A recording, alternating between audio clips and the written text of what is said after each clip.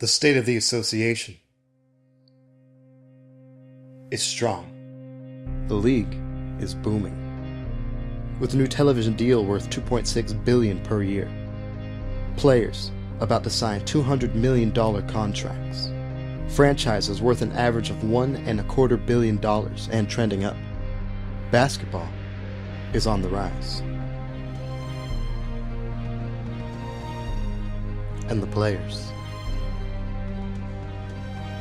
Young superstars, ultra-talented players, exciting basketball. We are entering a new golden age, yes. Basketball is booming. And that affects other media too. NBA 2K17 was the fastest selling game in the franchise, shipping 4.5 million units at launch. Now I have a copy, and I have to say, kinda disappointed. Don't get me wrong, the game is good. It's the culmination of the revamp that 2K started with 2K12, but still I found myself playing it less than its predecessors. So I asked myself, why? I mean, it's all there.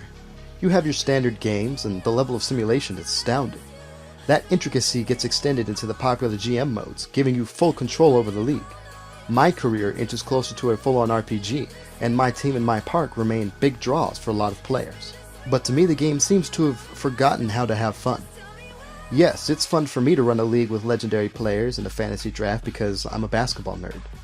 Yes, it's fun for me to create and develop a player because I can pretend to be like Mike. But if you aren't a big basketball fan, I see no reason to pick this game up. The games themselves, to someone new, must seem slow and boring. All of the management aspects must seem crazy to a non-fan. The game is tedious. It reflects the attention to detail of the game at the highest level, sure, but it's tedious nonetheless. As an example of the loss of fun, look no further than the dunk contest. It's a couple of timed button presses.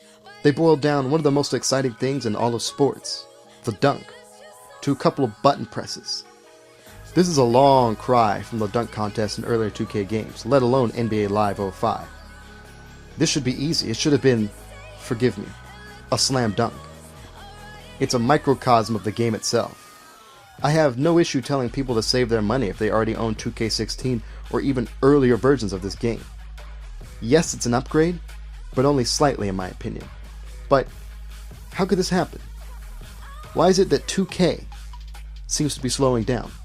I have a couple of theories. The first is that they have to make a AAA title game with the expectation that it could launch with 4.5 million units every single year. The easiest way to do that is to update rosters, improve graphics and animations slightly, and tweak game modes. It's not enough time for a team to look at a game as a whole and try to make large sweeping changes. It's also a large risk for what has been an easy investment in the past couple of years. The second is that it's the only major basketball game on the market. A game like FIFA, while dominating its market, still has to contend with Pro Evolution Soccer. PES innovates, FIFA copies it, and we end up with two great games. The 2K series is the only major one on the market, but even that's weird. So I asked myself, why?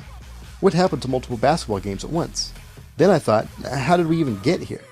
Can we trace anything from the start of basketball video games to now? Can the history of the league tell us anything about its video games? Can video games tell us anything about the history of the league? Is the history of basketball video games even worth looking into? I have questions. Questions. Let's find some answers. I met a lot of women in my life, but girl, you the fly little thing up in there.